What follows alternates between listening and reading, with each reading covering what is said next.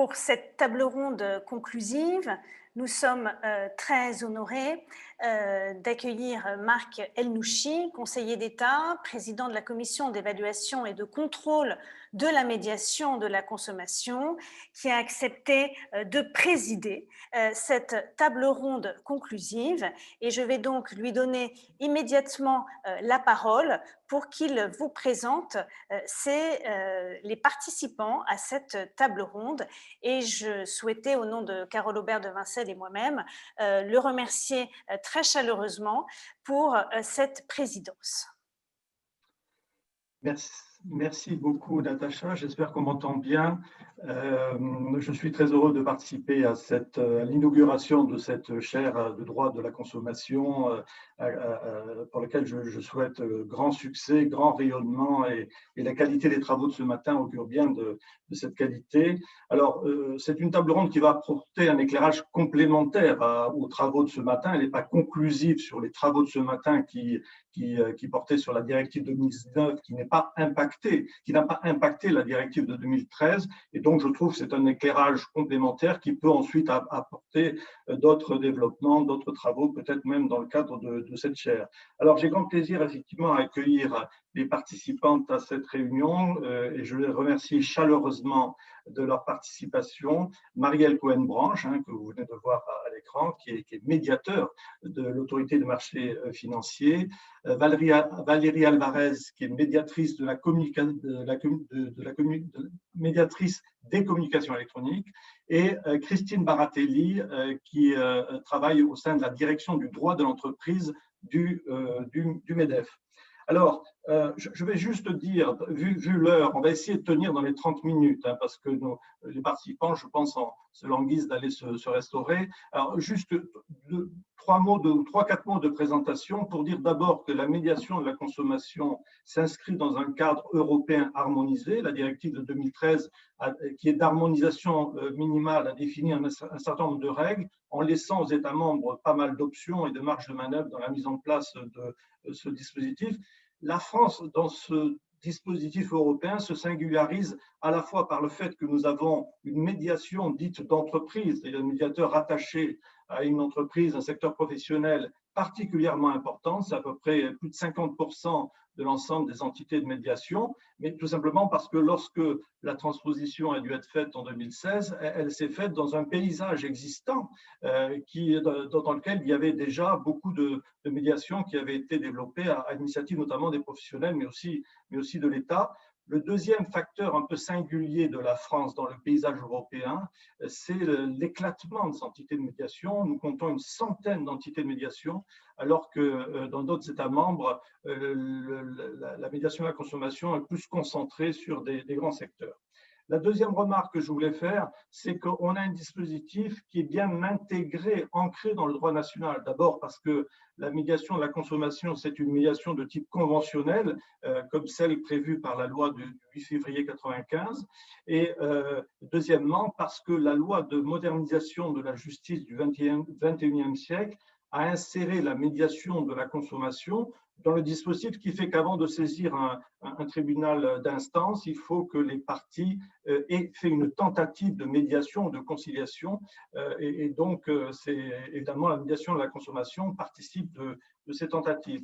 La troisième observation, c'est que tout a été fait finalement dans la transposition de la directive de 2013 pour favoriser l'essor de la médiation de la consommation, à la fois en reconnaissant un droit pour les consommateurs de bénéficier, en cas de litige avec l'entreprise, de l'assistance d'un dispositif de médiation, d'un recours auprès d'un médiateur.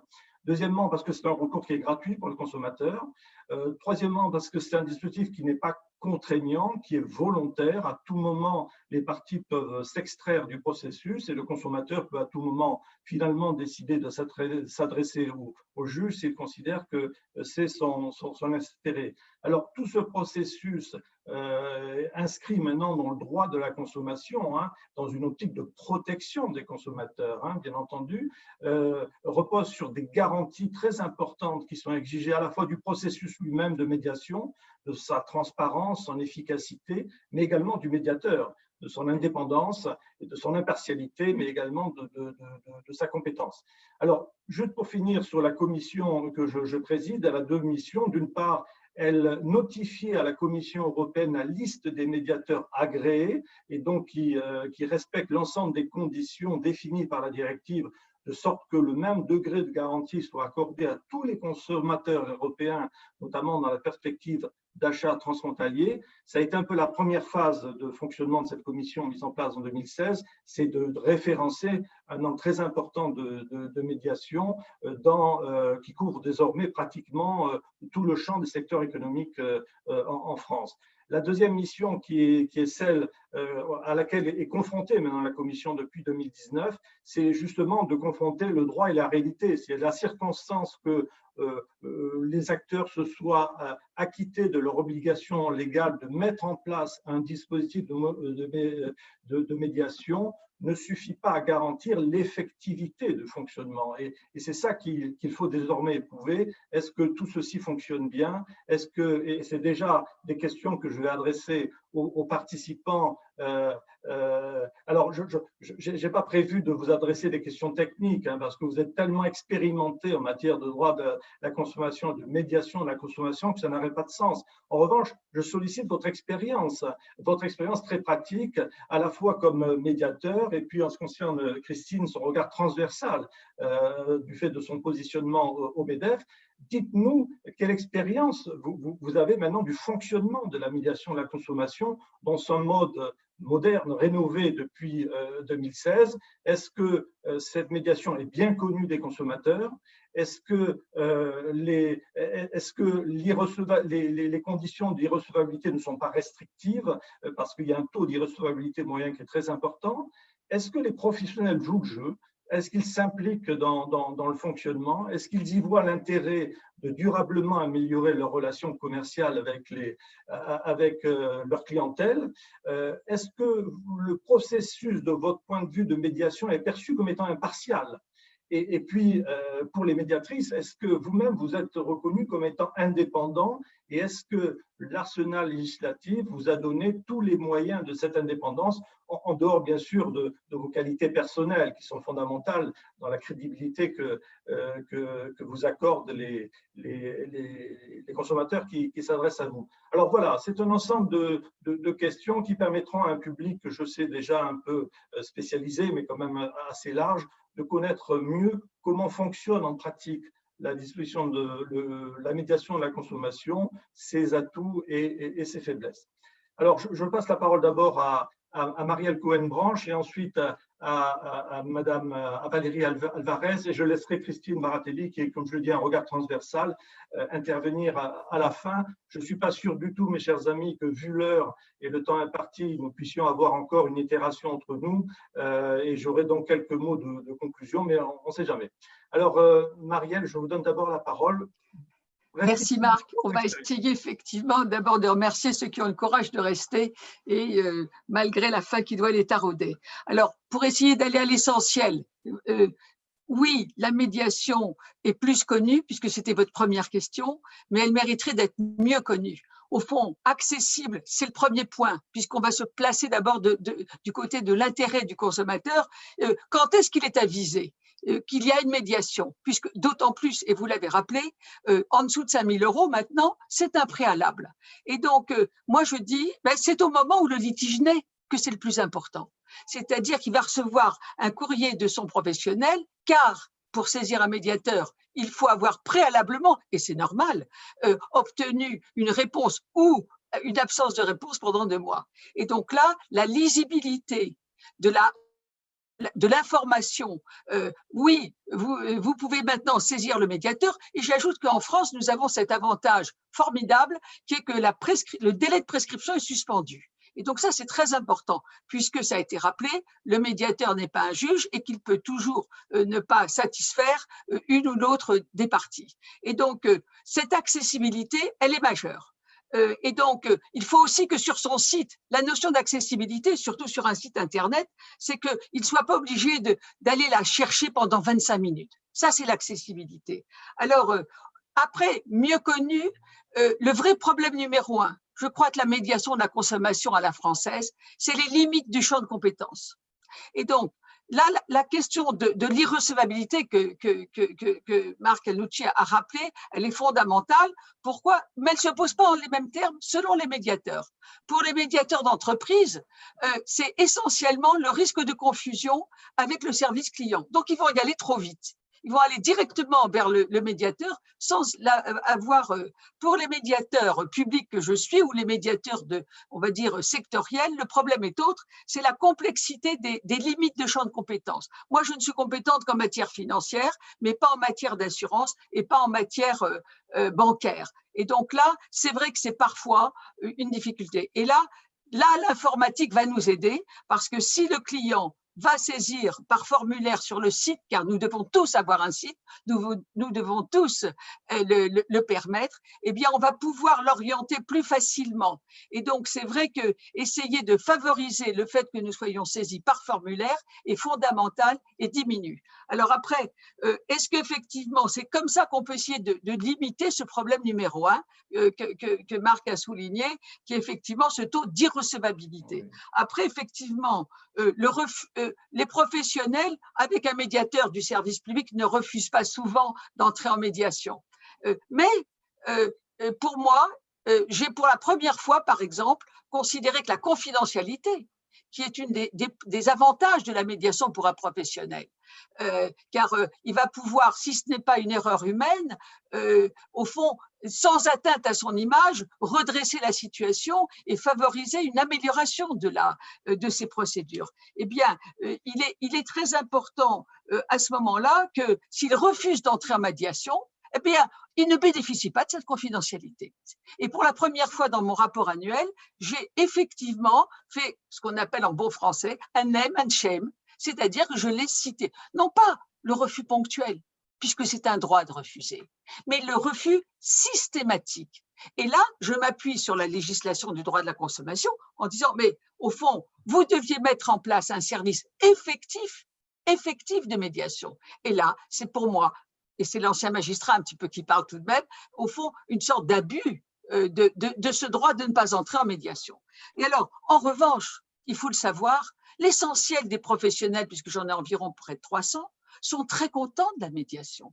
Pourquoi? Parce que soit c'est une erreur humaine et ça va leur donner le droit de la rectifier. Quelquefois, je me dis, déjà le service client aurait dû le faire. Mais bon, oublions. Le consommateur a été résistant et il est arrivé jusqu'au médiateur et là, bon, c'est fini. Mais quand c'est un défaut de procédure, une faiblesse de procédure, il m'arrive de dire, je devrais être dans votre service marketing à la direction de la conformité, puisque grâce à mon avis, qui est confidentiel, mais pas pour la partie en litige, bien sûr, eh bien, il va pouvoir avoir le budget, peut-être qu'il n'avait pas, pour améliorer la procédure. Et je dois dire que je me suis astreint, et je m'arrêterai sans doute là, après, pour tout de même favoriser quelquefois les échanges.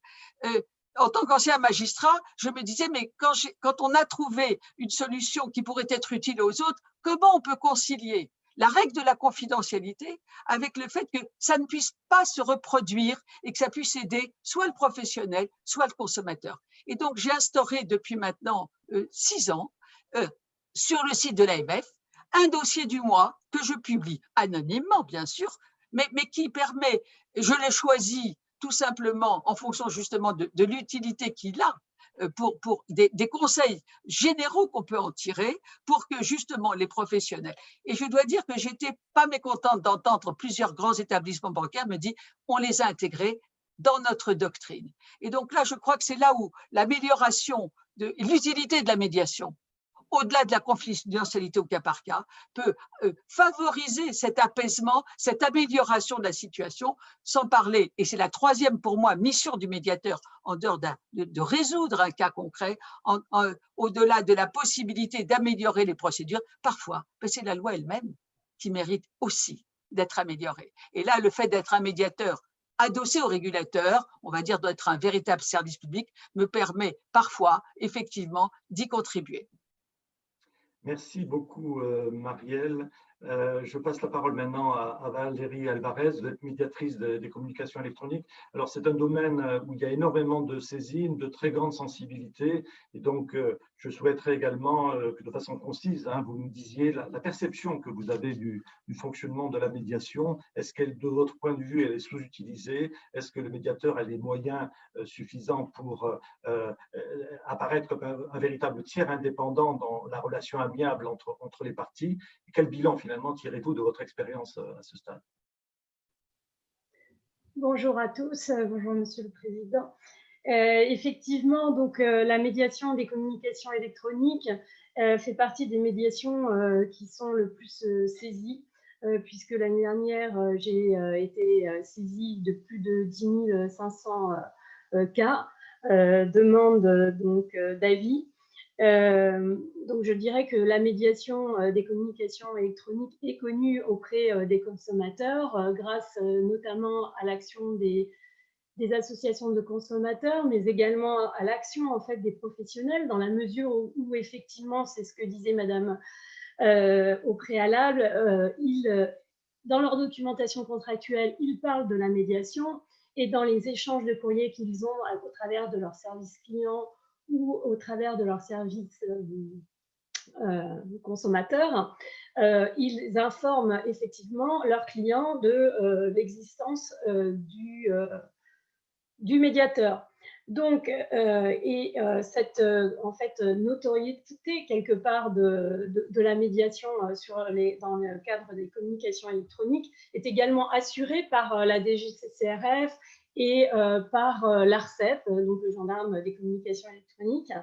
Et nous assurons également la transparence en fait de notre procédure grâce à notre site internet dans lequel en fait tout consommateur peut consulter notre site, être informé des règles, être guidé au moment où il cherche à saisir le médiateur, puisque nous avons mis en place un quiz qui est conçu de façon à ce que nous rappelions à travers différentes questions auxquelles il faut répondre par oui ou par non, toutes les règles préalables que le consommateur doit respecter avant de pouvoir me saisir. Donc, nous avons informé le consommateur à travers ce site et nous avons enrichi ce site puisque nous avons effectivement constaté un taux d'irrecevabilité qui reste très élevé puisque cette année, il est de l'ordre de 58%. J'explique ce taux d'irrecevabilité dans la mesure où, en fait, pour la plupart des cas, il s'agit du non-respect des voies de recours du consommateur. C'est-à-dire qu'il ne va pas vérifier s'il a saisi le service client du professionnel. En ce qui concerne le consommateur, un opérateur, il ne va pas vérifier s'il a saisi après le service client, s'il n'est pas d'accord avec la réponse qui a été fournie par le service client, le service consommateur de l'opérateur. Ou bien il va décider de choisir la justice et également un autre médiateur. Donc, ce sont des cas dans lesquels où effectivement nous sommes obligés de déclarer la saisine irrecevable. Donc, ce que l'on constate, c'est qu'après 2017, où nous avions mis notre nouveau site internet, nous avions réussi à faire baisser de 4 points en fait, le taux d'irrecevabilité. Grâce à ce nouveau site et grâce à l'amélioration de l'information auprès du consommateur sur les règles de procédure pour la saisine du médiateur, eh bien, là, nous constatons l'année dernière une forte augmentation de ce taux d'irrecevabilité.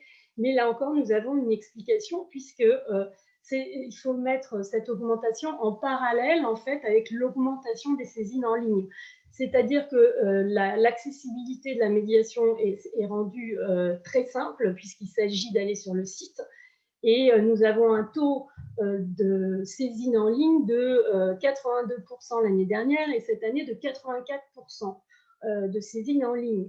Donc, effectivement, le côté instantanéité de l'Internet, le fait qu'on ait eu une augmentation de ces saisines, de ce type de saisine, font que les consommateurs, quand on les accompagne pas à pas sur notre site, finalement, vont forcer un peu notre système. Et comme ils vont voir qu'en répondant non à la question est-ce que vous avez saisi par exemple le service client du professionnel, s'ils répondent non, ils savent qu'automatiquement ils vont être bloqués dans leur démarche et on va leur demander de saisir d'abord le service client avant de pouvoir saisir le médiateur.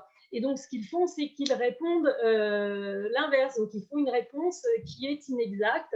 Et finalement, ils ne se rendent pas compte que même s'ils rentrent, ils réussissent à nous saisir, l'avis va être de déclarer cette saisine irrecevable. Donc, en fait, on a pris des actions qui sont encore en cours. On a mis en place un tuto pour être beaucoup plus clair, pour améliorer la compréhension du consommateur. On est en train de revoir, en fait, l'écriture de notre site et certaines phrases pour être beaucoup plus clair. Par exemple, quand on mettait est-ce que votre dossier est éligible, on va remplacer cette phrase en disant pouvez-vous saisir le médiateur. Donc, on met des actions pour justement assurer une meilleure connaissance au niveau des consommateurs de cette procédure. Et cette procédure, donc, elle reste complètement transparente, hein, puisque toutes les informations sont sur le site. Voilà, alors, donc ça, j'ai essayé de vous répondre sur effectivement une des faiblesses de cette reconnaissance de la médiation avec ce taux d'irrecevabilité, mais il est expliqué et par des raisons très objectives, en fait. Voilà. Donc, une autre des questions, effectivement, qui peut être soulevée, c'est quelle est l'indépendance du médiateur dans un secteur surtout lorsqu'il est issu en fait du même secteur professionnel, puisque c'est mon cas. Je vais dire que effectivement le médiateur et la médiatrice que je suis est bien indépendante, puisque le système en fait de fonctionnement, le système de rémunération du médiateur et le système de contrôle du médiateur garantissent cette indépendance. Pourquoi? Eh bien, parce que au moment où j'ai été nommée nommée comme médiatrice, eh bien, je me suis engagée à respecter la charte de la médiation de l'Association des communications électroniques en termes d'indépendance, et tous les professionnels qui adhèrent à cette charte ont fait la même chose. Par ailleurs, j'ai un système de fonctionnement qui est complètement indépendant, puisque je dispose de mes propres ressources, tant en termes de personnel, j'ai une équipe juridique qui m'accompagne, j'ai un budget de fonctionnement, j'ai la possibilité d'avoir recours à l'expertise si j'en ai besoin. Je suis dans des locaux qui me sont propres, donc je ne dépends pas de ces professionnels. Et mon système de rémunération est un système qui est un système forfaitaire pour toute la durée de mon mandat. Et donc, quel que soit le nombre en fait d'avis que je vais être amenée à rendre pendant ma mandature, et quel que soit l'avis que je vais rendre, qu'il soit défavorable ou favorable aux professionnels, ma rémunération ne changera pas. Et on est de même en termes de recommandations, puisque je fais des recommandations chaque année aux professionnels. Donc ça, c'était sur la partie indépendance qui est vraiment garantie auprès des consommateurs et qui est un élément fondamental pour permettre en fait aux consommateurs de disposer d'un droit qui doit être donc le droit de recourir à la médiation, qui doit être un droit qui est utile, efficace, qui est simple à mettre en œuvre pour le consommateur et qui est équitable. Donc, de ce côté-là, il n'y a pas d'ailleurs de difficulté, parce que depuis plus d'1 an que j'exerce ce mandat, tout le monde a reconnu mon indépendance. J'ai envie de dire que le fait que je sois issue de ce secteur professionnel est un gage de compétence, parce que j'ai la connaissance des enjeux tant pour les professionnels que pour les consommateurs. Et je suis amenée en fait à rendre des avis qui sont pragmatiques, qui sont concrets et qui permettent en fait aux consommateurs de suivre cet avis, puisqu'ils suivent mes avis à 96%, et qui permettent aux professionnels également de les suivre, puisqu'ils suivent mes avis à 95,3% des avis que je rends. Donc ça, c'était pour cette partie-là. Et effectivement, nous avons également donc effectué un sondage auprès des consommateurs pour m'assurer la qualité des avis qui sont rendus. Et parmi les personnes sondées, donc 76% des consommateurs qui ont été sondés indiquent que les avis que je rends donc, répondent complètement à leurs attentes. Et par ailleurs, 80% des consommateurs sondés ont répondu qu'ils recommanderaient le recours à la médiation. Donc ça, c'est un point qui est très positif. Voilà. Sinon, effectivement, donc, je n'ai absolument aucune question sur l'impartialité du dispositif de la médiation, dans la mesure où tous mes avis, en fait, sont rendus sans parti pris, quels que soient les consommateurs et quels que soient les professionnels, sur le même type de litige. Bien évidemment. Et donc, nous appliquons les mêmes règles et les mêmes barèmes. Voilà. Bien. Madame Alvarez, pardonnez-moi de vous interrompre. Non, excusez-moi, je comprends tout à fait. Mais ce que vous faites est une restitution très fidèle de votre métier et de l'enthousiasme qui vous habite. Alors, je vais passer la parole maintenant à Christine Baratelli, que je salue et qui est membre de notre commission, donc on se voit de temps en temps. Alors, Christine, deux questions. D'abord, comme je l'expliquais, la transposition de la directive dans le Code de la consommation s'est fait dans le cadre d'un paysage existant où il y avait déjà des entreprises et qui avaient mis en place un propre dispositif de médiation. Alors, comment est-ce que ces entreprises, ces entités de médiation ont vécu le fait de devoir s'acclimater à un cadre normatif quand même assez compliqué et assez exigeant, sous le contrôle très bienveillant de la commission que je préside, bien entendu. Et deuxièmement, sur la question des médiations d'entreprise précisément, Madame Alvarez disait que c'était quand même un gage de compétence d'avoir un médiateur issu du secteur professionnel en question, mais bien entendu, ça le confronte très directement aux yeux du consommateur à la question de son indépendance par rapport au secteur professionnel en question. Et de ce point de vue-là, la loi prévoit un certain nombre de garanties pour prévenir les conflits d'intérêts, etc. Mais comment est-ce que vous, de votre point de vue au MEDEM, vous viviez ce double constat, à la fois l'acclimatation à un cadre normatif et puis la question de l'implication des professionnels et notamment de leur indépendance, surtout lorsqu'ils sont issus de l'entreprise? Merci beaucoup, Monsieur le Président. Alors, je ne sais pas si on m'entend. Parfaitement. Alors, bonjour à tous. Alors, il y a beaucoup de questions que vous m'avez posées. Je vais répondre aux dernières questions en premier. Oui, bien sûr. Par un préalable déjà qui va vous orienter, c'est qu'au MEDEF, nous sommes extrêmement attachés au dispositif de la médiation de la consommation. Nous y étions attachés avant sa mise en place et nous y sommes attachés. Je siège, comme vous le dites, à la CECMC de manière, je pense, extrêmement assidue. C'est révélateur aussi de notre implication. Alors, concernant la médiation d'entreprise, je rentre tout de suite sur ce point-là. J'ai un retour plutôt positif, puisque c'est aussi une reconnaissance d'un dispositif qui est mis en place. Alors, toutes les entreprises n'avaient pas mis en place leur propre médiation d'entreprise, mais c'est aussi une manière de reconnaître que tout ce qui a été fait au préalable par les professionnels, dans un souci d'amélioration des relations clients, de confiance du consommateur client, et puis de maintenir une bonne satisfaction, parce que rappelons toujours du regard d'une entreprise, un client perdu est un client qui va chez le concurrent. Donc, on a tout intérêt, bien évidemment, à préserver la confiance et sa satisfaction. Donc, je dirais que les entreprises qui avaient mis en place le dispositif ont vu ça plutôt d'un bon œil, puisqu'ils ont dû simplement réadapter leur dispositif aux contraintes légales de la médiation de la consommation, qui est un dispositif vraiment extrêmement particulier. Voilà.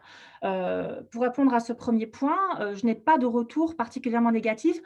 un petit point peut-être bémol concernant comment les choses ont été prises. Il y a peut-être un sentiment de la part de ces entreprises qui disposent d'un médiateur de la consommation. Et j'ai répertorié tout à l'heure, j'ai fait un petit point. J'ai noté qu'il y avait, si je ne me trompe pas, je reprends mes chiffres, 37 médiations d'entreprises, dont 31 dans le secteur bancaire. Donc, il ne reste en fait que 6 entreprises hors banques qui disposent de leur propre médiation d'entreprise, ce qui n'est pas énorme en fait. Oui, il y a quand même les médiations adossées à des fédérations professionnelles. Hein. Voilà, ça c'est autre chose. Mais c'est un dispositif complètement Élargi un peu. Voilà, c'est un dispositif différent aussi parce que lorsque l'on délivre des agréments aux médiateurs d'entreprise, la loi nous impose des conditions supplémentaires, comme vous l'avez indiqué. Voilà. Donc, il y a le côté un petit peu positif, un petit peu que j'entends, moi, c'est le fait que l'on critique un petit peu l'indépendance et l'impartialité d'un médiateur d'entreprise, hein, pas adossé à une fédération professionnelle, puisque justement, elle considère que tout est mis en place depuis assez longtemps et tous les gages et garanties pour les consommateurs sont mis en place depuis longtemps. Donc, j'en viens également à l'indépendance qui est tout à fait liée à ce que je viens de dire. Il y a quand même des critères supplémentaires aux critères habituels d'agrément. Il faut quand même rappeler qu'en entreprise, le médiateur d'entreprise est nommé par un organe collégial qui est représenté par des professionnels et par des consommateurs. Donc, c'est quand même un gage d'indépendance aussi. Il ne peut pas après retravailler, une fois qu'il a quitté son mandat, il ne peut pas retravailler dans l'entreprise. Enfin, il y a toute une série de gages qui sont prévus par la loi et qui permettent également son indépendance. Et je finirai sur ce point-là par indiquer que c'est le rôle de la CECMC de s'en assurer aussi. Voilà. Merci, merci. Si vous voulez, je voulais juste rajouter 2-3 petits points par rapport à… Je vous en prie, bien sûr, Christine. Sur l'information, sur la connaissance du dispositif par les consommateurs et les professionnels. Je pense qu'effectivement, je pense que le dispositif est connu maintenant, mais c'est le fonctionnement du dispositif qui est pas assez bien connu et qui explique probablement le fait que le taux d'irrecevabilité pour non-saisine du service client au préalable est si élevé. Voilà, donc c'est peut-être un élément que je voulais vous transmettre. Nous, on œuvre au niveau du MEDEF pour faire bien connaître le dispositif. Je crois qu'il est bien connu. C'est un petit peu moins le cas des toutes petites entreprises qui ne sont, pour beaucoup d'entre elles, pas fédérées, donc elles ne bénéficient pas des informations transmises par leur fédération. Et voilà, les choses se mettent en place aussi progressivement. Merci, merci beaucoup. Merci beaucoup, Christine. Alors, s'il nous reste encore un petit peu de temps, j'ai encore 2 questions que j'aimerais adresser à nos médiateurs pour rentrer dans l'intimité du métier de la médiation, de médiateur. D'abord, à Marielle Cohen-Branche, le médiateur, il propose des solutions en droit et en équité. Alors, bien sûr, s'il se contentait uniquement de dire le droit, on n'aurait pas besoin de médiateur. Et dans votre cas de figure, si vous opposez uniquement les dispositions du Code monétaire et financier ou du règlement général de l'AMF, ça ne suffirait pas à remplir votre métier. Alors, qu'est-ce que signifie la fonction en équité? Éventuellement, donnez-nous des exemples. Et puis, deuxième question, comment est-ce que le médiateur participe à l'amélioration durable de la relation entre les consommateurs et les professionnels, à travers notamment des messages qui passent aux professionnels, à l'AMF en ce qui vous concerne. Alors, Marielle et puis Madame Alvarez pourra aussi sur ces 2 points nous donner son sentiment. Marielle. Très belle question, puisque c'est une des particularités, celle de l'équité, de pouvoir intervenir en équité, qui est propre au médiateur et qui est interdite au juge, qui lui doit toujours appliquer la loi. Et en fait, cela dit, même malgré tout, quand je suis simplement en droit, le simple fait qu'il y ait une non-respect de la règle ne suffit pas, puisque un médiateur n'est pas là pour punir. Il est là pour faire voir s'il y a un impact, s'il y a un préjudice ou si ça ne se passe pas. Donc, quelquefois, il m'est arrivé de dire, il est regrettable que là, mais ça vous a plutôt profité. Donc, il y a bien l'idée de préjudice qui impacte, mais ce qui est vous avez tout à fait raison de signaler que parfois, la loi peut être injuste et parfois, même des pourcentages, par exemple, peuvent se révéler dans une situation particulière injustes et donc presque confiscatoires. Et donc là, il m'arrive assez souvent, particulièrement en épargne salariale, d'invoquer et de dire je ne vous reproche rien, je dis à l'établissement, mais convenez que c'est tout de même particulièrement injuste pour ce client, pour cet investisseur, pour cet épargnant dans cette situation. Et je dois dire que c'est accepté, et moi j'en suis heureuse de voir que la notion de justice, puisque alors on parlait, je n'avais pas parlé d'indépendance avant, de ce fameux dilemme, mais je rappellerai simplement pour moi, et pour en finir sur la différence, c'est que c'est un ministre de la Justice qui a dit ça une fois, l'impartialité est une vertu, mais l'indépendance est un statut. Et donc effectivement, dans ma situation de médiateur public, le fait de ne pas être payé comme un médiateur d'entreprise par une des parties au litige résout beaucoup plus aisément la question. Et donc, voilà sur la façon effectivement de régler en droit et en équité. Et je dois dire que c'est une particularité, mais qui dépend aussi de la bonne volonté du professionnel qui peut parfaitement me répondre non. Donc, c'est un dialogue parfois qui implique qu'on revienne plusieurs fois vers le professionnel. Alors, je crois que tu avais une seconde question plus particulière, c'est comment améliorer en fond durablement la relation en circonvenant à l'avenir à des dysfonctionnements. Oui, donc pour moi, c'est presque le plus important. C'est de dire, ne pas se contenter pour un médiateur de résoudre un dossier, d'autant plus que c'est confidentiel. Et donc, alors donc, la première question que doit se poser le médiateur, c'est d'où vient le dysfonctionnement? Erreur humaine, faiblesse de procédure ou législation qui pourrait être améliorée?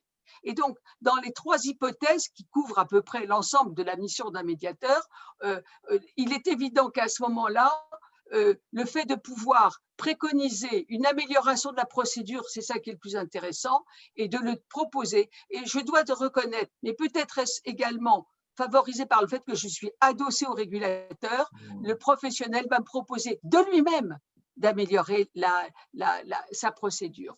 Et c'est certain qu'il va me dire, je vais utiliser votre recommandation pour l'améliorer. Et donc ça, c'est assez satisfaisant. Et aussi, il m'est arrivé d'entendre des associations de consommateurs me dire, grâce aux avis que vous publiez sur votre site, eh bien, on a pu régler sans même vous déranger. Alors attention, tous les dossiers ne sont pas semblables exactement, donc il faut bien faire attention. Et puis il est arrivé, effectivement, alors en épargne salariale, en matière de PEA, eh bien d'intervenir. Là, c'est mon rôle de lanceur d'alerte, parce que je pense que c'est important de dire, écoutez, je n'ai rien à reprocher aux parties, mais je constate qu'on pourrait améliorer à l'avenir. Et donc là, il m'est arrivé, c'est plus rare, ça demande du temps.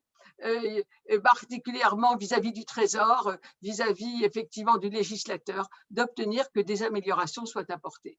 Voilà, c'est comme ça qu'on peut contribuer, me semble-t-il, à ce que l'apaisement, le sentiment que la justice a été rendue, même quand il n'y a pas eu intervention d'un juge. Merci beaucoup. Alors, sur ce dernier point, sur l'amélioration durable des relations commerciales entre les consommateurs et les professionnels, Madame Alvarez, est-ce que vous-même, dans les rapports que vous faites, les rapports annuels, vous pouvez passer des messages, notamment pour l'amélioration du service de réclamation, qui ait une meilleure proximité, une meilleure réactivité, une meilleure attention, qui fasse qu'éventuellement, vous n'ayez pas à être saisi. Est-ce que vous considérez que c'est une part importante aussi de votre travail? Alors effectivement, je considère que c'est une part très importante et je rends des avis qui vont être motivés et ça va me permettre en fait, et surtout aux professionnels, de comprendre pourquoi le médiateur s'est positionné de telle façon sur le litige, de façon à ce qu'il puisse faire remonter cette information et sans attendre en fait une recommandation, parce que la recommandation, elle est faite qu'une fois par an, publiée qu'une fois par an. Donc, pour certains cas, il n'est pas question d'attendre ce délai-là, parce qu'on voit au nombre de litiges qui arrivent sur une typologie donnée que beaucoup de dossiers risquent d'arriver par la suite. Donc, on intervient immédiatement en motivant correctement l'avis et en avertissant le professionnel du dérèglement de son système ou de la non-adaptation de son système d'information, par exemple, pour pouvoir donner satisfaction aux consommateurs et respecter les règles. Merci beaucoup. Alors, on va conclure, mais je veux quand même donner la parole à Christine, si elle a un mot à rajouter à ce qui vient d'être dit, pour que ainsi l'itération aura été complète. Non, je vais vous permettre de faire une conclusion plus longue. Je suis tout à fait d'accord. De toute évidence, les recommandations des médiateurs sont essentielles pour les professionnels parce que ça vise à améliorer tout simplement le service client et à diminuer le nombre de litiges avec les consommateurs. C'est vraiment essentiel et on y est extrêmement attaché. Bien, merci. Écoutez, je vais conclure. Alors évidemment, c'est extrêmement frustrant en 30 minutes d'essayer de refléter ce qui est à la fois la médiation de la consommation, son fonctionnement et ses atouts et ses faiblesses. Et donc, ça donnera lieu à d'autres développements. J'espère que ça donne envie de connaître un peu mieux. On n'a pas développé une conception idyllique de la médiation de la consommation. C'est un dispositif qui est encore largement sous-utilisé, qui est pas bien connu des consommateurs. Les consommateurs, parfois, ne comprennent pas lorsqu'on leur oppose des irrecevabilités. Et il faut aussi qu'on fasse de la pédagogie sur tous les critères, les conditions d'admission d'une saisine. Les professionnels ont l'obligation d'assurer le recours effectif et donc ils doivent également s'impliquer. Autrement dit, il faut faire en sorte que ce soit vraiment un système gagnant-gagnant. Pour le consommateur, l'assurance d'avoir une oreille, une écoute, d'être entendu, comme le disait Marielle, et de savoir qu'en cas de litige sur un contrat de consommation, et c'est une question très sensible pour les consommateurs, et même pour des montants qui ne sont pas importants, ils ont l'assurance d'avoir un recours, un tiers indépendant auquel ils pourront exposer leurs doléances, leurs griefs, et puis il y a ensuite un débat qui s'organise autour du médiateur, dont le rôle c'est d'abord de favoriser le rapprochement entre les parties avant de proposer éventuellement une solution lorsque les parties ne sont pas rapprochées. Tout ceci est extrêmement vertueux et du côté des professionnels, évidemment, l'enjeu, c'est d'attacher au bon fonctionnement de cette médiation sa crédibilité et une relation commerciale qui soit pacifiée, même dans les cas, comme il a été dit, où on ne peut pas donner raison aux consommateurs, y compris sur le terrain de l'équité, au moins qu'il ait le sentiment qu'il a été entendu et que tous ces arguments ont été examinés et que la solution qui est préconisée est une solution à la fois juste et équitable in fine. Donc, je crois que on n'en est pas encore à ce stade, très honnêtement, à la fois de connaissance du dispositif par les consommateurs et de pleine intégration de ce que représente la médiation de la consommation pour les professionnels. Moi, je ne stigmatise personne. Je considère que tout le monde a un intérêt au bon fonctionnement de ce dispositif, mais il a encore un certain avenir, et je crois qu'il a un avenir certain, parce qu'en vérité, les modes de résolution à l'amiable des litiges de consommation, en dehors du fait qu'ils n'encombrent pas le prétoire du juge qui est déjà surencombré, ils ont quand même la vertu de créer une dynamique de relation particulière entre un consommateur et un professionnel, et je crois que cette dynamique a un avenir, personnellement. Voilà, mes amis, merci infiniment de votre participation. Je redonne maintenant la parole aux organisateurs, à Karel Aubert de Vincel et Natacha Sofanor, en les remerciant à nouveau d'avoir permis qu'on expose ici ce qu'était la médiation de la consommation et en espérant qu'il y aura d'autres échéances de présentation. Merci beaucoup, Monsieur le conseiller, Monsieur le président de la CECMC, pour vos propos. Et je vais tout de suite donner la parole à Carole qui va remercier tout le monde. Oui, merci à tous. Merci beaucoup, Monsieur le conseiller, d'avoir tenu et à vous toutes de cette table ronde, d'être resté jusqu'à assez tard dans la matinée. On commence un peu quand même à entamer le début d'après-midi. Merci infiniment à tous ceux qui sont restés jusqu'à présent, parce que malgré tout, vous êtes encore près de 150 à être restés jusqu'à la fin. Donc, ce qui montre l'intérêt que vous portez également à la médiation, et nous en sommes tous ravis. Un grand merci à tous les participants des différentes tables rondes. Évidemment, une spéciale dédicace à nos fondateurs sans qui tout cela ne serait pas possible. Et chers internautes et participants au webinaire, merci pour vos tweets, merci pour avoir participé aussi activement au chat. C'est le vrai plus de cette interactivité que permet le webinaire, à défaut de pouvoir se voir en présentiel. Il y aura d'autres événements, celui-ci est un lancement, il y en aura d'autres, des petits déjeuners, débats. Alors, petit déjeuner, on verra avec le Covid sous quelle forme, mais en tout cas, on trouvera des moyens de s'adapter comme on l'a fait pour ce colloque. Donc, il y aura d'autres événements, des petits déjeuners, d'autres tables rondes et des conférences. Évidemment, nous vous tiendrons informés. Le mieux pour s'informer, c'est de suivre l'activité de la chaire que vous pouvez retrouver sur Twitter, puisqu'elle a un compte @chairconso, également sur LinkedIn, Chaire droit de la consommation, et puis désormais la chaîne YouTube que nous avons créée pour la chaire et dans laquelle vous retrouverez le webinaire actuellement diffusé, évidemment en streaming, ainsi que toutes les vidéos qui ont été diffusées présentant les différents partenaires. Je précise que les près de 150 qui sont restés jusqu'à la fin, ça ne comptait que ceux qui sont sur cette plateforme, sans compter le nombre de personnes qui ont pu regarder en direct sur YouTube. Merci à tous. Et puis, je crois que maintenant, il est vraiment temps d'aller déjeuner. Au revoir. Au revoir. Au revoir.